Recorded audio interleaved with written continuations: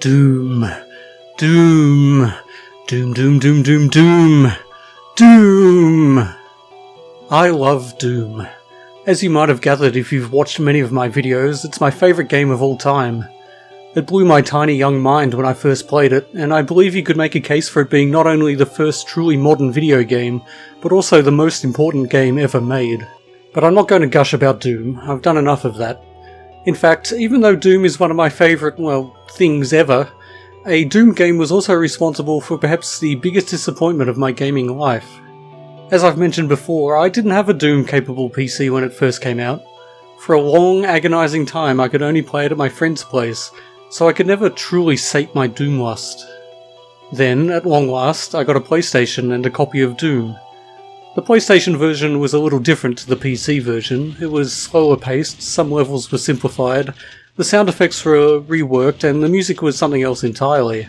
Where the PC had high adrenaline MIDI rock, the PlayStation version had subtle atmospheric soundscapes incorporating distorted demonic chants and crying babies.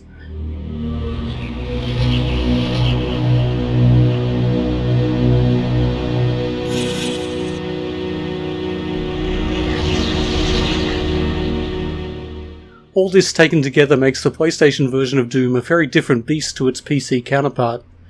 Whether it's an enhancement or a downgrade is open for debate, but I absolutely loved it. Best of all, in my eyes, was the sheer amount of content. It had almost all the levels from Doom 1 and 2, plus the additional 4th episode from Ultimate Doom, which I'd never played before. It even had an ultra-secret level, the discovery of which was one of my proudest gaming moments. All those levels kept me going for many, many months, and honestly I never really got sick of them, but I did hanker for more. So when I heard of Final Doom, I knew I had to have it. 2 new 32 level episodes, it said on the back of the box. 64 brand spanking new Doom maps. Given how much enjoyment I'd been able to wring from the first game, I knew I was in for a treat. And so it proved, for a while. I was ecstatic to have new Doom maps, and I raced through the first 30 levels, enjoying the demon slaughter and looking forward to seeing what surprises the next 30 levels had in store. But you may already know where this is going. The back of the box had lied to me. There weren't 2 new 32 level episodes, not in the PlayStation version of Final Doom. There wasn't quite even one, technically speaking. All up there were 30 levels, consisting of a selection of maps from the PC version, plus a smattering of so-called master levels, which had been released as an add-on for Doom 2. I was bitterly disappointed. It's tough to express how intensely I loved Doom at the time, and how much I craved new content. And 30 new levels was nothing to be sneezed at, but I felt I'd been shortchanged, that I'd been cheated out of something I desired so much. For a while I hoped against hope that the other levels were there, that the back of the box was right after all, and that all I had to do was find a secret exit that would, implausibly, open the way to all the missing levels. One map, called Ballistics, and oh I remember it well, even had a mysterious exit that I could see, but I could never figure out how to reach it. I spent countless hours on that level, trying to find a way to that tantalizing button. I knew it was ridiculous to hope that somehow that exit would take me to the missing levels, but hope I did. And, of course, it was a forlorn hope. I found out later that exit was accessible in deathmatch only, and just took you to the next level, like the regular exit. I read in a gaming magazine that the official word from Sony was that the back of the box was a typo. One hell of a typo. Fortunately, not too long after that I got a Doom-capable PC and a proper copy of Final Doom. But to this day I can remember the bitter disappointment of missing out on 30 or so new Doom levels.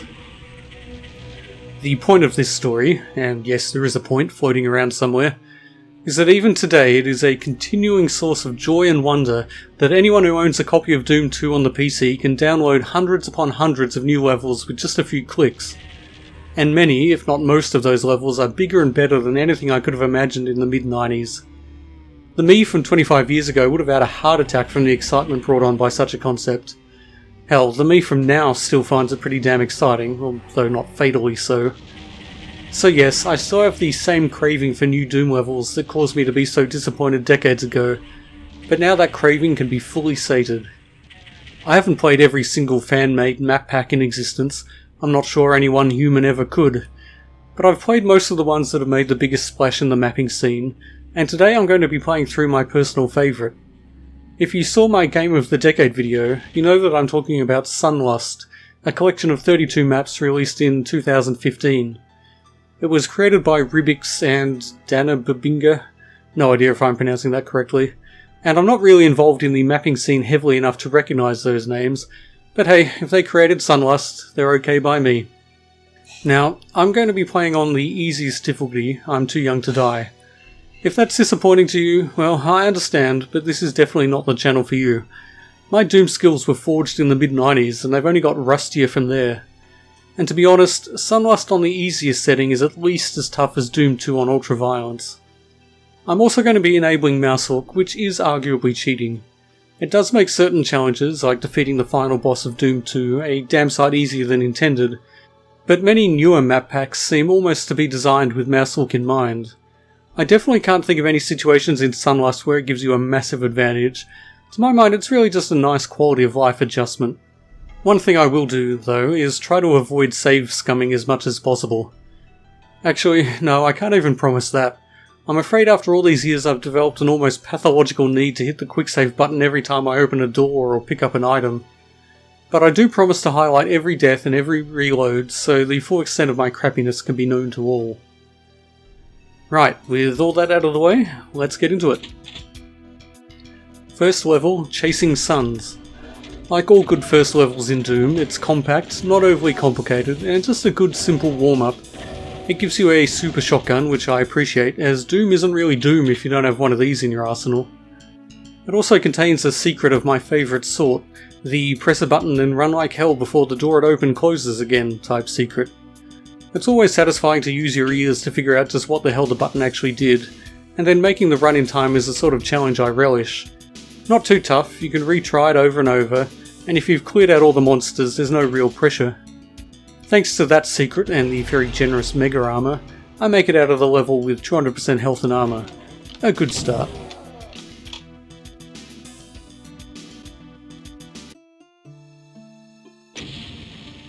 Next level, Down Through. It's another compact level, and indeed it's kind of a trademark of all these maps that, with a few exceptions, they use space very efficiently, at least relative to some of the real behemoths of maps that have been released over the years. And that's fine by me. It adds a real sense of interest and discovery when you find yourself crisscrossing through the same area, each time from a different perspective that increases your understanding of just how intricately and fluently the levels have been woven together. Anyway, this second level sees the introduction of Doom's most terrifying foe, the Archvile, at least on this difficulty setting. Ultraviolence features one on the very first level. But even on I'm Too Young to Die, this second level includes two of the infernal bastards. Fortunately, there's sufficient cover to make the first one more of an annoyance than a real threat, and the second one can be safely sniped to death from a distance. Which feels a bit cheap, but if I can take out an Archvile cheaply, I'm gonna do it. The third level, Forgotten Shrine, features some really nice atmospheric music, which is another trademark of Sunlust. A lot of it consists of MIDI arrangements of tracks from classic games, including this one, which is from the SNES RPG Secret of Evermore, and was actually composed by the legendary Jeremy Soule, who would later go on to create the truly iconic themes from the Elder Scrolls games.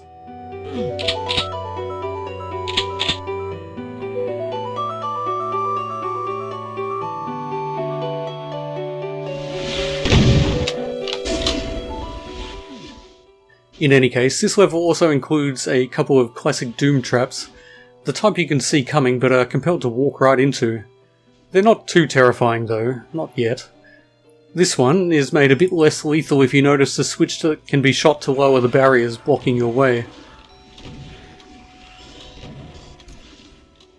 And this one, a classic oh crap I'm suddenly surrounded by demons trap, is really just an excuse for some circle strafing demolition.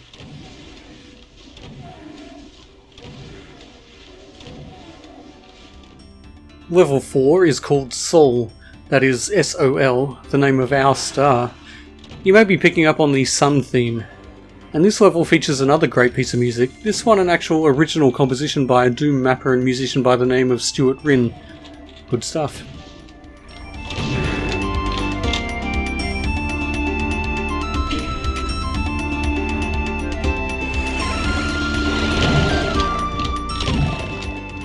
There's a lot of lava here, as befits a level named after a sun, and I like the way the designer gives you a pretty clear objective. Find all the keys, then obliterate all the demons standing peacefully on the other side of these bars. Of course, they don't stay peaceful for very long once you actually get close. Nope, once you're locked in with them, they start blasting away, and dodging their rockets and green hellfire blobs is pretty damn tough. Fortunately, there's no shortage of ammo, and there's a megasphere if you take too many rockets to the face. Oh, and after a while more revenants teleport in, and if you're standing in the wrong place, like I was, you might just find yourself launching rockets into a revenant 2 feet away. Which hurts. Fortunately, it hurts them more than you, but even so I exit this level with very low health and armor. But I'm still confident. I mean, it's only on the easiest difficulty, right? Well, yes, it is. But the fact that the next level, Gear Up, starts with you in the middle of an open area surrounded by demons that are as yet oblivious to your presence is an ominous portent. So it's time to be a bit more careful, a bit more cautious as I hunt down every single health pack I can find. But this level really likes to keep you surrounded, and I get down to less than 20% health. There are no keys on this map, instead you need to collect a certain number of armor pickups on pillars scattered throughout the level. Find them all and the exit will be accessible. But each one individually also tends to do something nasty, for instance releasing an archvile into a cramped area flooded with damaging lava.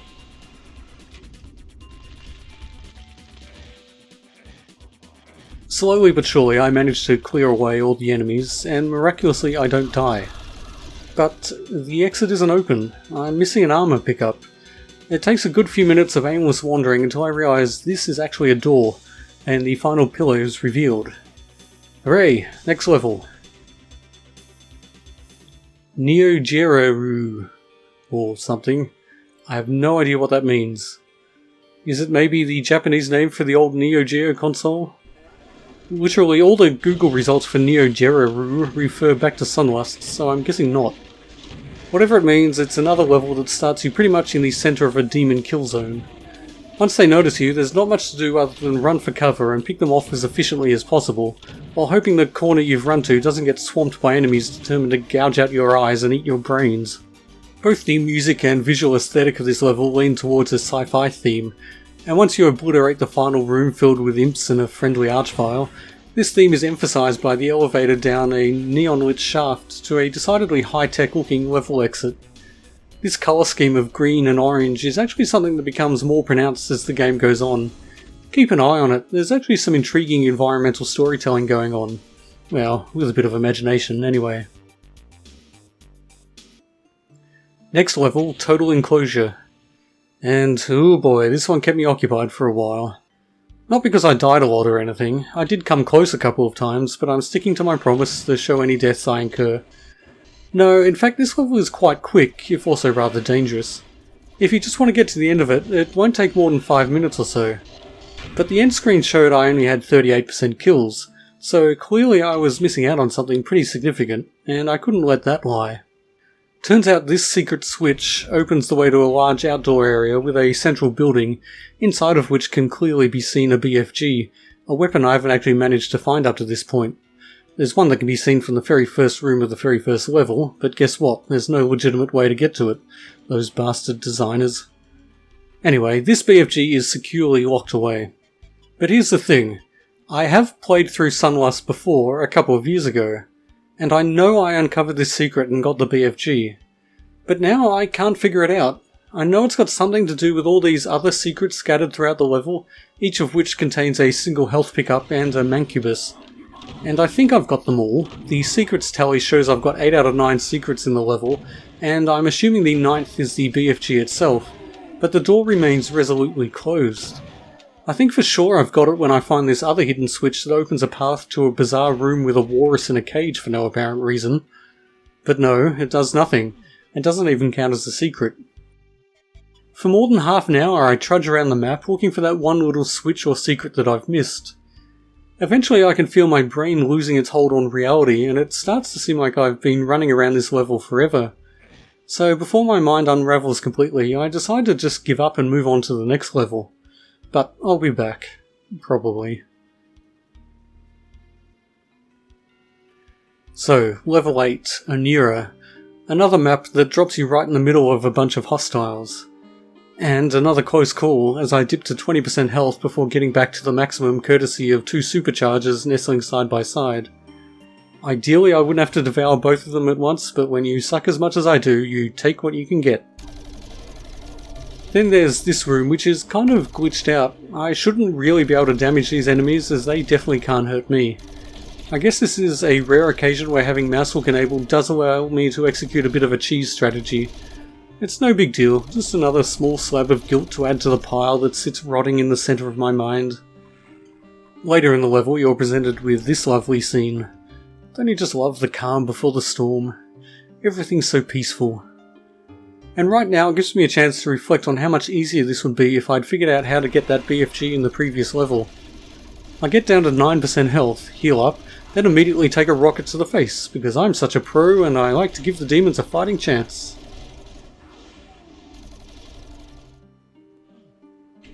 And finally there's an archvile, just to round out the level. Honestly, at this point if a level didn't include at least one archvile, I'd feel like I was missing a friend. A horrible, sadistic friend who's on fire and wants nothing more than for you to share his pain. Level 9, Cercoso, huh? Okay then. Apparently the name is a reference to Hopi mythology and a blue star that will signal the apocalypse. What do you know, another star reference. And this level certainly is blue. Actually, it's boringly monochromatic and the layout isn't anything special. It's not a bad level by any means, but it's not a standout.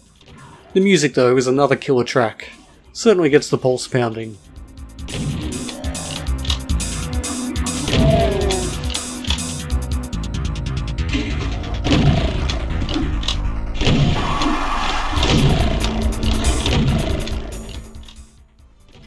Next level, Maru. Technically it's quite similar to the previous level and only a little more interesting. It does culminate, however, in a largish battle against 2 cyber demons and a bunch of imps, plus a few barons of health thrown in for good measure.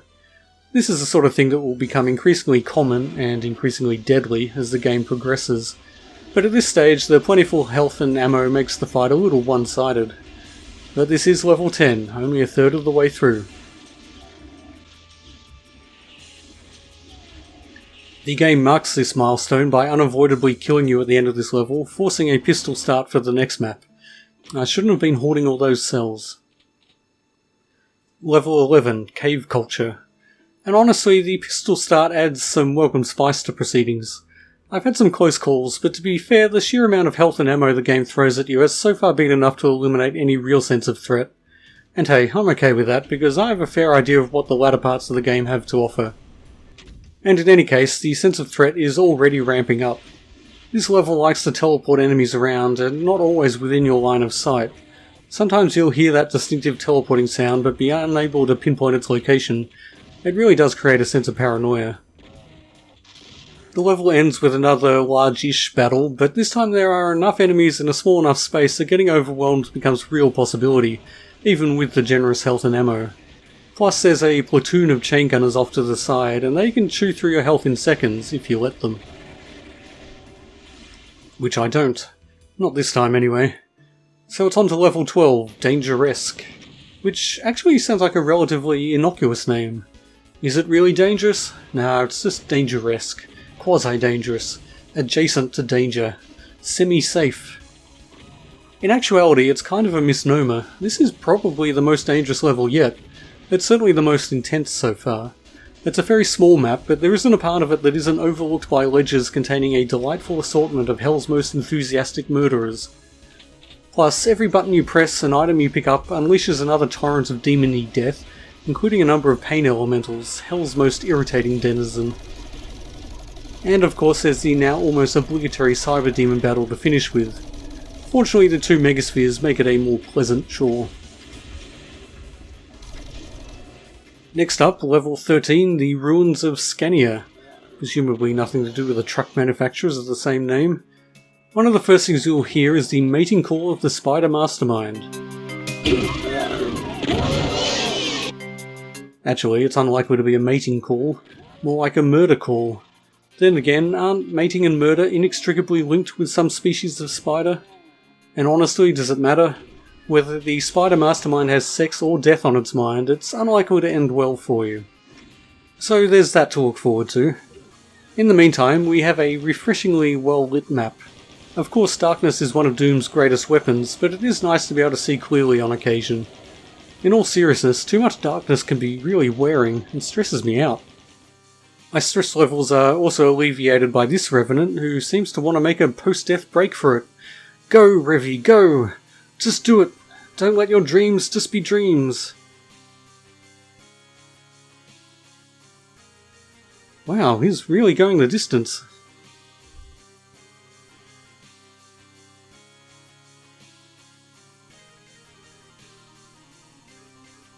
Nah, quitter.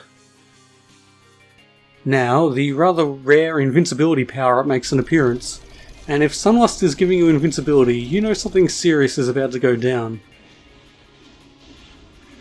In truth, this large-scale battle would be winnable without it. The sheer number of imps form an effective meat shield against the Spider Mastermind's chain gun. But hey, it's there, might as well make use of it. If nothing else, it allows you to blast rockets into your own face with impunity. Of course, that's not the end of it. An Archvile makes an appearance and starts resurrecting the army of imps. Not for long though, it's easily dispatched. And that's basically it for the level. There's one more Archvile. Yawn.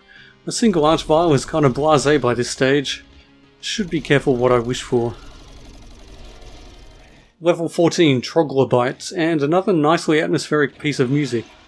I shouldn't be surprised it's good though, it's an adaptation of a tune from Final Fantasy VI, which happens to have one of the greatest soundtracks of all time.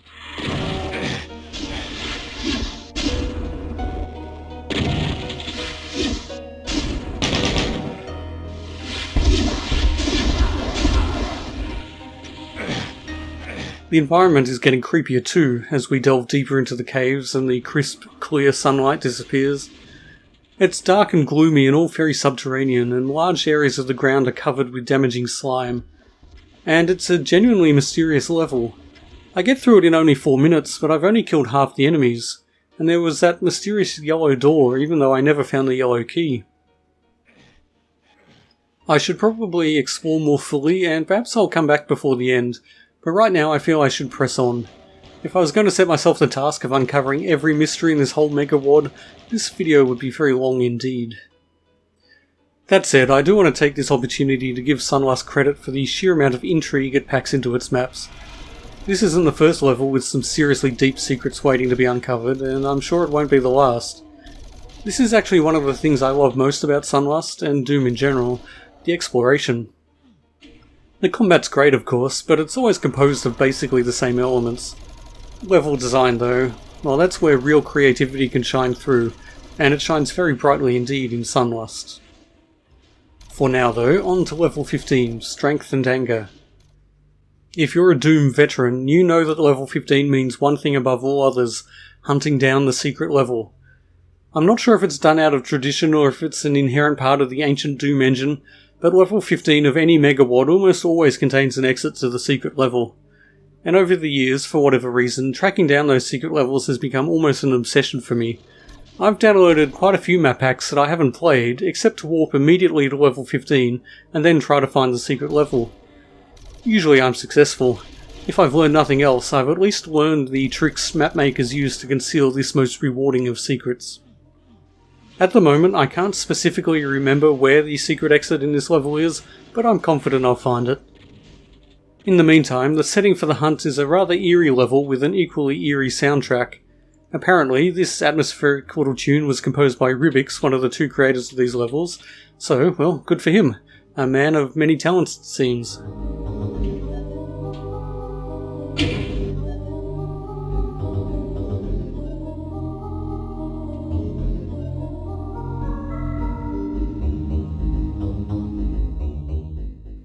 And on top of the oppressive atmosphere, this is actually a rather tough level.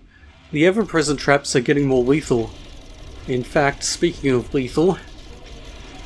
well, there it is, my first death. From 148% health to 0 in a little under 4 seconds. I really should have busted out the BFG. And of course that's what I do 30 seconds later, because that's how long ago I saved. I told you I had an addiction to that autosave key. Good old F6, you'll always have a place in my heart. This time things go much better. Okay, they go a little better. Well enough for me to not actually die this time at least. There's an annoying jumping section to navigate. Well, no, not technically a jumping section, there's no jumping in Doom. Whatever it is though, it's annoying. Especially since it takes me an absurdly long time to realise that all you really need to do is line yourself up, hold sprint and press forward. It also takes me an absurdly long time to figure out how to get the blue key. I mean, it's right there. Maybe there's a switch to lower the platform? I go back through the entire level looking for one, but I find nothing. Oh. Turns out you can just walk up along the side. Hooray for me. There's one more Cyber Demon battle, and it's another dangerous one. Or at least it would be if I didn't go into it with my BFG blazing this time. I learn my lessons quickly. Wait, no, that's a complete lie. I'm a certified idiot. But this lesson, at least, I've taken to heart. BFG plus Cyber Demon equals good. And here's the exit. Or is it? Well, yes it is, but it's not the one I'm going to take. Instead, I'll ignore it and hit these buttons scattered around the exit area, which opens the way to the secret exit over here. This turned out to be a disappointingly straightforward secret exit to find. I'd expected better from such innovative and creative level designers. Oh well. So this is the first secret level, Birds of a Feather. Like a lot of Doom's secret levels, it's substantially different in tone from the rest of the game. It's quite small and sparsely populated, with only 56 enemies. And none of them are all that threatening. Most of them are trapped on pillars or in cages and can be taken out from a distance. It's not all smiles and sunflowers though. You can't go more than 30 seconds in this level without an archvile trying to set your world on fire. Ultimately though, this level is more like a mood piece than a serious challenge. The design is surreal as the entire level floats in a sea of clouds and darkness and is dominated by torchlit towers. It's a good map, a welcome diversion from an increasingly brutal main game. The second secret level, and they always seem to come in twos, is rather more stressful. It's called Post-Coitus Doom for reasons that elude me. It's another small level with a relatively low enemy count, but the enemies here are rather more dangerous than those in the first secret level. The first thing you'll see, and hear, is a group of archviles looking down on you from above. Your first instinct might be to illuminate them from the relative safety of your current position, and that's valid and certainly understandable. But it's also actually a valid option to ignore them for now. You'll just have to keep their position in mind so you don't find your pants suddenly on fire, regardless of whether you're a liar. You also have to endure hearing their softly terrifying calls as you navigate your way around, and that's no mean feat.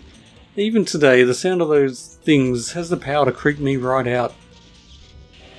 The rest of the level is fairly straightforward, but you know how it's going to end.